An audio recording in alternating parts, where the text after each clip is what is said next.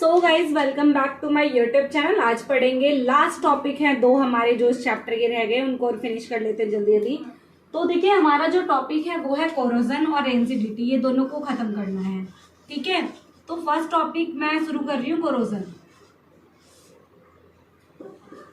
Corrosion तो आप बहुत अच्छे से समझते होंगे क्योंकि आपने डेली लाइफ में भी बहुत बार कोरोजन को देखा हुआ है। कोरोजन मीन्स है जंग, और यहाँ पर जो कोरोजन है ना आपका, वो 3 टाइप ऑफ कोरोजन आपको देखने को मिलता है डेली लाइफ के अंदर। सबसे पहला अगर मैं आपको बात करूँ लोहा यानी कि आयरन, आयरन के ऊपर जो कोरोजन होता है वो रेडिश ब्राउन कलर का होता है। और जो आपका सिल्वर होता है यानी जो चांदी होती है, इसके ऊपर जो आपका कोरोजन है वो ब्लैक कलर का होता है। वहीं अगर मैं बात करूँ आपका कॉपर, कॉपर के ऊपर जो कोरोजन है वो ग्रीन कलर का होता है। दैट मीन्स ये 3 चीजें हैं, आपको याद रखनी है। इनको आप चाहे तो एक साइड नोट भी कर सकते हैं। अब सबसे पहली चीज कोरोजन होता क्या है, देखिए जब आपका कोई भी मेटल, ठीक है, मेटल यानी कि आयरन हो गया, कॉपर हो गया, जो भी है, ठीक है, जब आपका आयरन रिएक्ट करता है किसके साथ, एयर, मॉइस्चर या फिर वाटर के साथ, एयर, मॉइस्चर और वाटर के साथ जब ये रिएक्ट करता है तो रेड कलर ऑफ सब्सटेंस बनाता है, और इसी रेड कलर ऑफ सब्सटेंस को हम कहते हैं रस्ट। क्या कहते हैं, रस्ट। और जो ये पूरा प्रोसेस हो गया इसे कहते हैं rusting of iron, that means corrosion. इसकी एक रिएक्शन भी है, वो देख लो, Fe plus H2O O2, then ये फॉर्म करता है रस्ट। रस्ट का फॉर्मूला क्या होता है, Fe2O3 x mole of water. ये जो है आपका फॉर्मूला है वो किसका फॉर्मूला है, रस्ट का फॉर्मूला है, राइट। अब देखो ये है क्या एक्चुअल में, आपने देखा होगा जैसे मान लीजिए ये आपका मेटल है, ठीक है, ये क्या मेटल है, इस मेटल के ऊपर क्या होता है, धीरे धीरे एयर, मॉइस्चर और वाटर की प्रेजेंस में ना थोड़े थोड़े ब्राउन कलर के ऐसे करके कुछ पार्टिकल सेटल होने लग जाते हैं, ठीक है, और जिसे हम क्या कहते हैं, रस्टिंग कहते हैं, राइट। और जब क्या होता है कि हम इसको सैंड पेपर से रफ करते हैं, हटाने की कोशिश करते हैं, तो क्या होता है, छोटे छोटे पार्टिकल नीचे गिर जाते हैं, और इन्हीं छोटे छोटे पार्टिकल को हम क्या कहते हैं, रस्ट कहते हैं। इन्हीं छोटे छोटे पार्टिकल्स को हम क्या कहते हैं, रस्ट कहते हैं। और ये जो सेटल होने का जो प्रोसेस है उसे कहते हैं रस्टिंग ऑफ आयरन। अगर आपको सारी चीजें माइंड में ना आए इनकेस, तो आप सिर्फ इतना लिख सकते हैं कि हाँ, आप यहाँ पर सिर्फ इतना लिख सकते हैं, the rusting of iron is called corrosion. और बाकी जो डेफिनेशन है वो आप लिख लो, मैं बोल देती हूँ साथ ही साथ।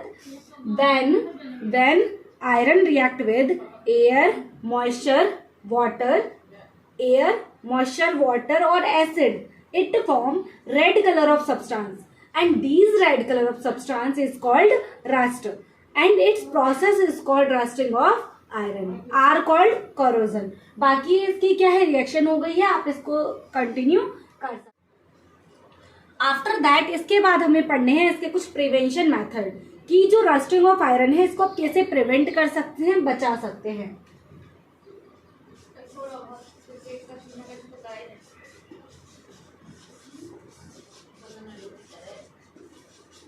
कि जो कोरोजन है उसके प्रिवेंशन मेथड क्या है, कैसे आप इसको प्रिवेंट कर सकते हो यानी कि बचा सकते हो।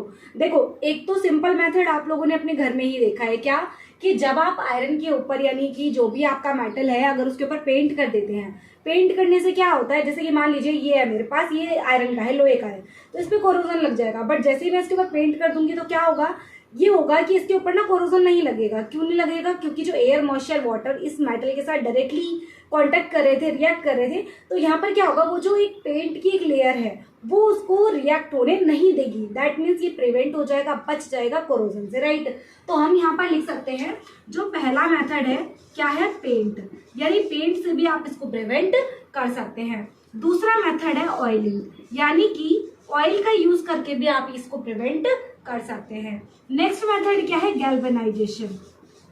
गैल्वेनाइजेशन एक प्रोसेस है जिसमें क्या होता है, गैल्वेनाइजेशन प्रोसेस के अंदर किसी भी मेटल के ऊपर, जो भी रिएक्टिव मेटल है जिसमें लगता है आपको कि हाँ इसके ऊपर कोरोजन लग सकता है, तो उस रिएक्टिव मेटल के ऊपर हम क्या करते हैं, जिंक की एक कोटिंग करवा देते हैं, यानी जिंक की एक लेयर चढ़वा देते हैं। उस प्रोसेस को कहते हैं गैल्वेनाइजेशन, राइट। इसके बाद आप एक लिख सकते हैं, हाँ ये हो गया। एक एनोडाइजिंग भी एक प्रोसेस होता है, चैप्टर 3 के अंदर देखोगे। एनोडाइजिंग जो प्रोसेस होता है उसमें एल्युमिनियम की लेयर चढ़वाई जाती है, किसकी, एल्युमिनियम की। तो ये 3 हो गए यहाँ पे प्रिवेंशन मेथड। इसके बाद हम देख लेते हैं किसको, रेंसिडिटी को। अच्छा, ये जो मैंने आपको टॉपिक बताया है कोरोजन का, ये वापस से आपका रिपीट होगा चैप्टर 3 के अंदर, मेटल नॉन मेटल। तो मुझे नहीं लगता अगर आप यहाँ पर अच्छे से कर लेंगे तो आपको दोबारा से इस टॉपिक को रीबैक करने की जरूरत है। तो आप कोशिश करिए यहीं से ही कंप्लीट कर लें। अच्छा हाँ, एक चीज और सुन लो, जो कोरोजन और रेंसिडिटी है दोनों ही ऑक्सीडेशन रिएक्शन का बहुत अच्छा एग्जाम्पल है। और मैंने आपको ऑक्सीडेशन रिएक्शन तो बताई ही थी इससे पिछले वीडियो में, अगर नहीं देखा है तो आप पहले उसको चेकआउट कर लेना, राइट। ये हमारा लास्ट वीडियो होने वाला है इस पूरे चैप्टर का, इसी के साथ ही आपका चैप्टर फिनिश हो जाएगा।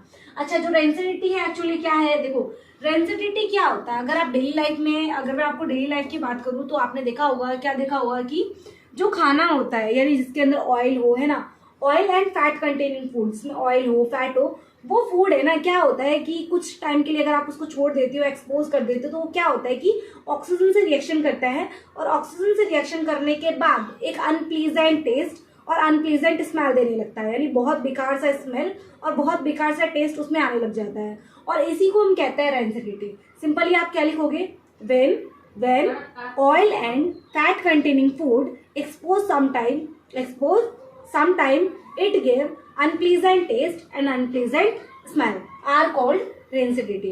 अब रेंसिडिटी को प्रिवेंट कैसे करोगे आप, देखो जैसे आपने देखा होगा नमकीन, बिस्किट, चिप्स होते हैं, ये सभी अगर कुछ टाइम के लिए आप ऐसे ही छोड़ दें उसमें कुछ अजीब सा टेस्ट आने लग जाता है ना, वो थोड़े ऐसे हो जाते हैं कुछ ऐसा मॉइस्चर, जैसे उनके अंदर मॉइस्चर आ गया है, तो वो क्या होता है कि एक ना एयर टाइट कंटेनर के अंदर अगर आप उसको रखें, राइट, तो वहां पे भी वो, या फिर आप कूलिंग प्लेस पे रख सकते हैं उसको, है ना, जहाँ पे टेम्परेचर लो हो। और दूसरा मेथड आपने क्या देखा है कि आजकल जब आप मार्केट में देखते हैं तो क्या होता है कि जो चिप्स पैकेट्स होते हैं उनके अंदर ना एक गैस होती है। अब वो कौन सी गैस होती है, देखो वहां पे आप देखें, आज के टाइम की मैं बात कर रही हूँ, क्या होता है कि नाइट्रोजन गैस फिल होती है। अगर इससे पहले की मैं बात करूं तो पहले ना हाइड्रोजन गैस का यूज किया जाता था, बट वो इतना इफेक्टिव नहीं रहा, जिस वजह से हम यहाँ पर किसका यूज करते हैं, नाइट्रोजन गैस का यूज करते हैं इसके प्रिवेंशन मेथड में।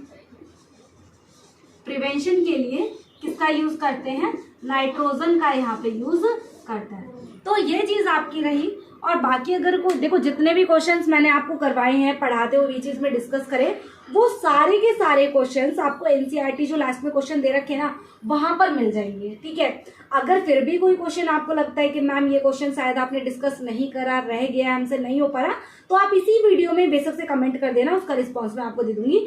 बाकी टेलीग्राम चैनल है, आप उसको ज्वाइन कर सकते हैं, कोई भी डाउट है वहां पर भी आपको रिस्पॉन्स मिल जाता है, राइट। इसी के साथ ही चैप्टर होता है फिनिश। देन हम मिलेंगे कल नहीं सॉरी, संडे को कोई क्लास नहीं है, मंडे में आपके लिए वीडियो लेकर आऊंगी एक, और उस वीडियो में बेसिकली हम बात करेंगे चैप्टर 2 का इंट्रोडक्शन, जो कि है एसिड, बेस एंड सॉल्ट। अगर आपको लगता है कि आप पहले से एडवांस में देखना चाहते हैं तो आप बेशक से अपनी बुक को रीड आउट करके रख सकते हैं। तो मिलते हैं नेक्स्ट वीडियो में। Thank you so much watching this video.